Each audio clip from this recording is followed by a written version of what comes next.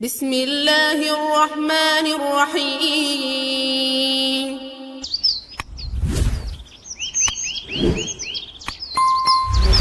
அல்லாஹ்வின் நல்லடியார்களே, குர்ஆன் முதலாவது நம்முடைய சங்கைக்குரிய உஸ்தாத் அவர்கள் அதனுடைய விளக்கத்தை அழகாக சொன்னார்கள். அல்லாஹு தஆலாவால் ஒவ்வொரு நபிமார்களுடைய காலத்திலும் ஒவ்வொரு அற்புதங்கள் கொடுக்கப்பட்டது. அதற்கு மூசா அலைஹிஸ்ஸலாத்துக்கு அல்லாஹ் ஒரு கடியை கொடுத்திருந்தான். அவர் நினைத்தால் அந்த கடியை அல்லாஹ் பாம்பாக மாற்றுவார். அதற்கு ஈசா அலைஹிஸ்ஸலாத்துடைய கையையே அல்லாஹ் அற்புதமாக படைத்திருந்தான். ஒரு பிறவி குருடரின் மீது கையை வைத்தால் அவருக்கு பார்வை வந்துவிடும். அதே போல ஹஜ்ரத் ஈசா அலைஹிஸ்ஸலாம் ஒரு ஜனாசாவை பார்த்து நீ எழும்பு என்று சொன்னால் அந்த ஜனாசா எழும்பும். ஹஜ்ரத் தாவூத் அலைஹிஸ்ஸலாம் இரும்பை அல்லாஹ் அவருக்கு சொத்தாக ஆக்கி கொடுத்திருந்தான். இதே போல் முஹம்மது ஸல்லல்லாஹு அலைஹி வஸல்லம் அவர்களுக்கு அல்லாஹ் கொடுத்த ஆகப்பெரிய அற்புதம் தான் அல் குர்ஆன். அல்லாஹ் தஆலாவுடைய குர்ஆனுக்கு விளக்கம் சொல்லுவார்கள், கலாமுல்லாஹில் முஅஜிஸ், எல்லாரையும் இயலாமல் ஆக்கக்கூடிய அல்லாஹ்வுடைய பேச்சு. அதற்கு சொன்னாங்க, அல்லாஹ் குர்ஆன்ல 3 இடத்துல சவால் விடுறான். 3 இடத்துல ஃபல்யது பிஹதீஸின் மிஸ்லின், உங்களுக்கு ஏழுமண்டா இத போல ஒரு குர்ஆனை கொண்டு வந்து காட்டு. யாராலையும் கொண்டு வர முடியல. 2வது சவால், அம் யகூலூன இஃப்தரா, இந்த குர்ஆனை நீங்கள் இட்டு கட்டப்பட்டது என்பதாக சொல்கிறீர்களா? குல் ஃபது பிஅஷ்ரி சுவரின் மிஸ்லின், ஏழுமென்றால் இந்த குர்ஆனில் இருக்கக்கூடிய சூறாவை போல 10 சூறாக்களை கொண்டு வந்து காட்டு. அதுவும் யாராலையும் முடியல. 3வது அல்லாஹ்வுடைய சவால், ஃபது பிசூரத்தின் மிஸ்லின், ஒரு சூறாவையாவது கொண்டு வாங்க. அல்லாஹ் சொல்றான், அதுவும் முடியல. குல் இன்ஜிதமஅத்தில் இன்சு வல் ஜின்னு அலா அய்யது பிமிஸ்லி ஹாதல் குர்ஆன் லா யஅதூன பிமிஸ்லி, சொன்னதை போல முழு ஜின்கள் முழு மனிதர்கள் ஒன்று சேர்ந்தாலும் இந்த குர்ஆனின் ஒரு சூரா அல்ல, ஒரு வசனத்தை கூட கொண்டு வர முடியாது. அவ்வளவு மகத்தான, யாராலையும் கொண்டு வர முடியாத அல்லாஹ்வுடைய அற்புதமான பேச்சு தான் இந்த குர்ஆன். எல்லாமே இந்த குர்ஆனில் இருக்கிறது. அல்லாஹ் சொல்லிவிட்டான், மா ஃபர்ரத்னா ஃபில் கிதாபி மின் ஷை, இந்த குர்ஆனில் நாங்க எந்த குறையும் வைக்கல. ஏ முஸ்லிம்களே, இந்த குர்ஆனில் நாங்க எந்த குறையும் வைக்கல. வனஸ்ஸல்னா அலைக்கல் கிதாப திப்யானன் லிகுல்லி ஷை, எல்லாவற்றையும் நாங்கள் விளங்கப்படுத்தி இருக்கிறோம். அல்லாஹ் சொல்றான், இந்த குர்ஆன்ல என்ன இருக்கிறது தெரியுமா? வஹுதன், நேர்வழி இந்த குர்ஆனில் தான் இருக்கிறது. வரஹ்மா, அல்லாஹ்வுடைய அருள் இந்த குர்ஆனில் இருக்கிறது. வபுஷ்ரா, முஸ்லிம்களே உங்களுக்கு நன்மாராயமும் இந்த குர்ஆன்ல தான் இருக்குது. ஆக சகோதரர்களே, இன்று நாம் ஓதக்கூடிய இந்த குர்ஆன் 1400 வருடங்களுக்கு முன்னால் ஸல்லல்லாஹு அலைஹி வஸல்லமுக்கு அல்லாஹ் இறக்கி வைத்த குர்ஆன். இந்த குர்ஆனை அல்லாஹ் 3 கட்டமாக இறக்கினான். அல்லாஹ் இந்த குர்ஆனை 3 கட்டமாக இறக்கினான். முதலாவது அல்லாஹ் இந்த குர்ஆனை எங்கே வைத்திருந்தான் என்றால், 7வது வானத்துல அல்லாஹ்வுடைய ஒரு ஏடு இருக்குது. அந்த ஏட்டுக்கு பெயர் லவ்ஹுல் மஹ்ஃபூஸ்.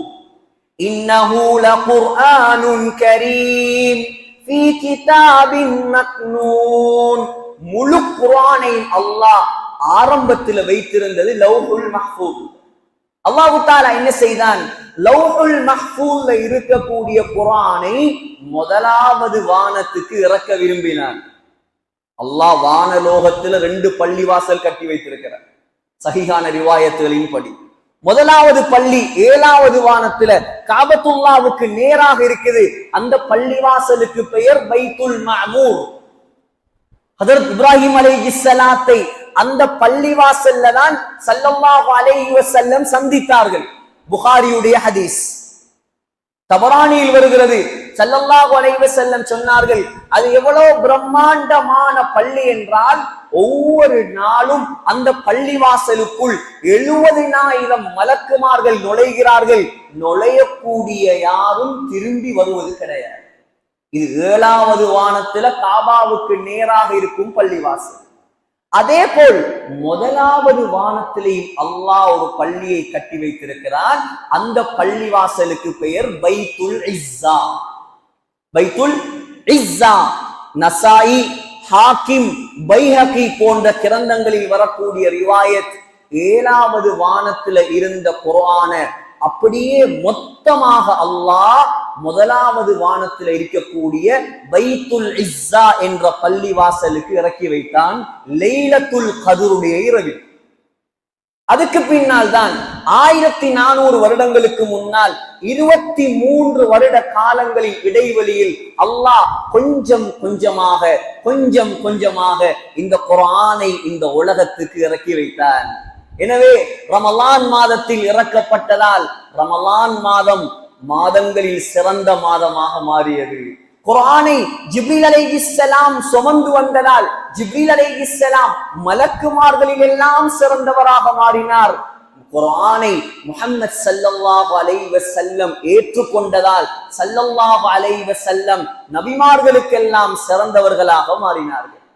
ஸல்லல்லாஹு அலைஹி வஸல்லமுடைய காலத்தில் இந்த குர்ஆன் ஒன்று திரட்டப்பட்டது. எப்படி என்று சொன்னா, சஹாபாக்கள் வஹி இறங்க எலும்புகள்ல, கல்லுகள்ல, ஈச்ச ஓலைகள்ல, ஈச்ச நார்கள்ல எழுதி வச்சிருந்தாங்க. குறிப்பாக ஸல்லல்லாஹு அலைஹி வஸல்லம் கிட்டத்தட்ட 60 சஹாபாக்கள் வைத்திருந்தார்கள் வஹியை எழுதுறதுக்காக மட்டும் 60 சஹாபாக்கள். அதில் 11 பேர் ஆக பிரபல்யமானவர்கள். 1-2 பேர் 4 ஹலீஃபாக்கள், ஸைத் இப்னு சாபித் ரலியல்லாஹு அன்ஹு, முஆவியா இப்னு அபீ சுஃபியான், யஸீத் இப்னு அபீ சுஃபியான் ரலியல்லாஹு அன்ஹு, இவர்கள் எல்லாம் வஹியை எழுதியவர்கள். இதே போல அதிகமான சஹாபாக்கள் குர்ஆனை பாடமாக்கினார். முக்கியமாக பெண்கள். ஸல்லல்லாஹு அலைஹி வஸல்லமுடைய 3 மனைவிமார், அம்மா ஆயிஷா ரலியல்லாஹு அன்ஹா, அம்மா உம்மு சலமா ரலியல்லாஹு அன்ஹா, அதே போல் அம்மா ஹஃப்ஸா ரலியல்லாஹு அன்ஹா, இவர்கள் எல்லாம் குர்ஆனை பாடமாக்கி இருந்தார்கள். இதே நிலைமையில ஸல்லல்லாஹு அலைஹி வஸல்லம் மௌத்தாயிட்டார். ஸல்லல்லாஹு அலைஹி வஸல்லமுக்கு பின்னால் அபூபக்கர் ரலியல்லாஹு அன்ஹு ஆட்சிக்கு வந்தார். 2.5 வருடங்கள் மாத்திரம், 2 வருடம் 3 மாதம். அபூபக்கர் ரலியல்லாஹு அன்ஹுடைய ஆட்சியில தான் ஹிஜ்ரி 11ஆம் ஆண்டு ஹஸரத் அவர்கள் ஞாபகப்படுத்திய முஸைலிமத்துல் கத்தாப், பொய் நபி, அந்த பொய் நபியோடும் அபூபக்கர் ரலியல்லாஹு அன்ஹுடைய முஸ்லிம்களோடும் யுத்தம் நடந்தது. அந்த யுத்தத்துல 1200 முஸ்லிம்கள் கொல்லப்பட்டார்கள். அந்த 1200 முஸ்லிம்கள்ல 70 பேர் குர்ஆனை பாடமாக்கின ஹாஃபில்கள். உடனே உமர் ரலியல்லாஹு அன்ஹு சொன்னாங்க, நாங்க அவசரமாக குர்ஆன் ஒன்று சேர்ப்போம். ஏன் ஹாஃபில்கள் எல்லாம் மௌத்தாகிறான், உடனடியாக குர்ஆன் ஒன்று சேர்க்கணும். நீங்க ரிவாயத் சுருக்கமாக சொல்றேன். அபூபக்கர் ரலியல்லாஹு அன்ஹு உடன்பட்டார்.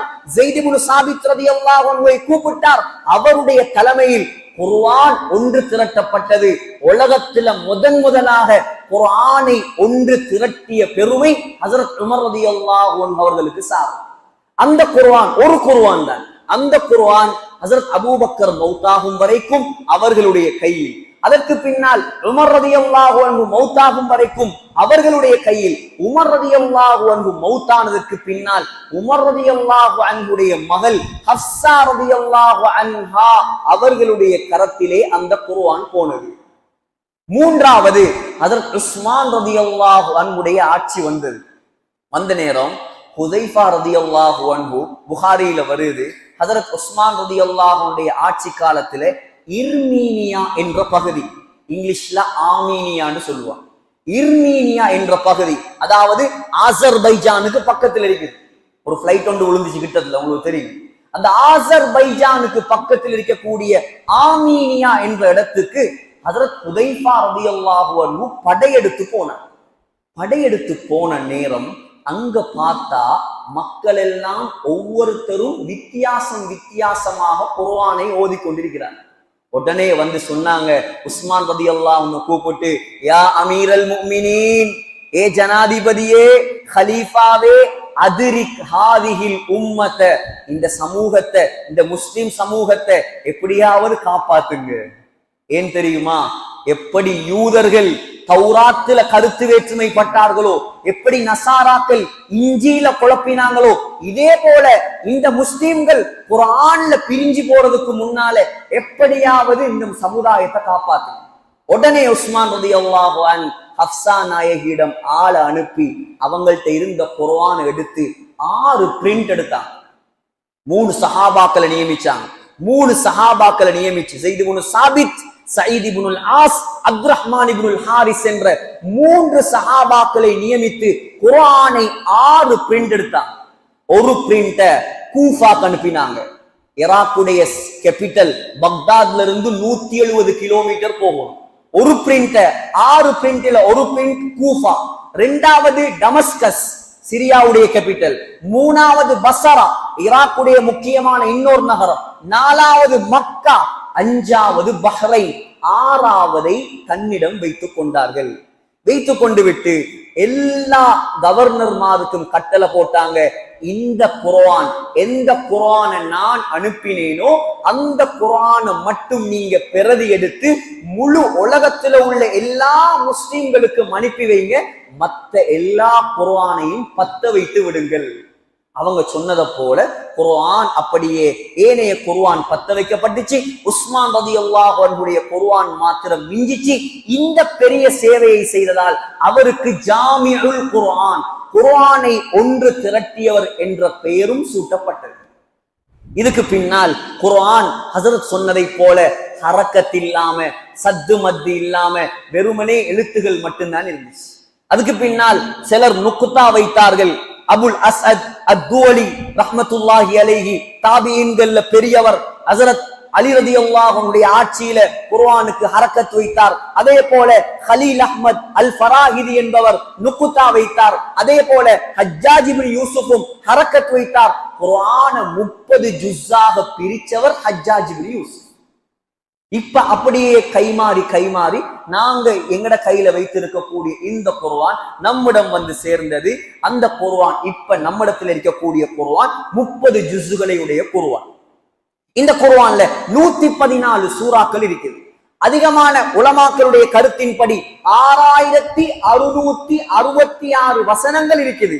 இதுல 1000 வசனங்கள் அல்லாஹ்வுடைய கட்டளை, இன்னும் 1000 வசனங்கள் அல்லாஹ்வுடைய விலக்கல்கள், இன்னும் 1000 வசனங்கள் அல்லாஹ்வுடைய எச்சரிக்கைகள், இன்னும் 1000 வசனங்கள் சம்பவங்கள், கதைகள், இன்னும் 500 வசனங்கள் ஹலால் ஹராமை பேசுகிறது, இன்னும் 1000 வசனங்கள் உதாரணங்களை, படிப்பினைகளை பேசுகிறது, 100 வசனங்கள் குர்ஆனில் துஆவுடைய வசனங்கள் இருக்கிறது. அதே போல 66 வசனங்கள் அன்-நாசிக் வல் மன்சூக்.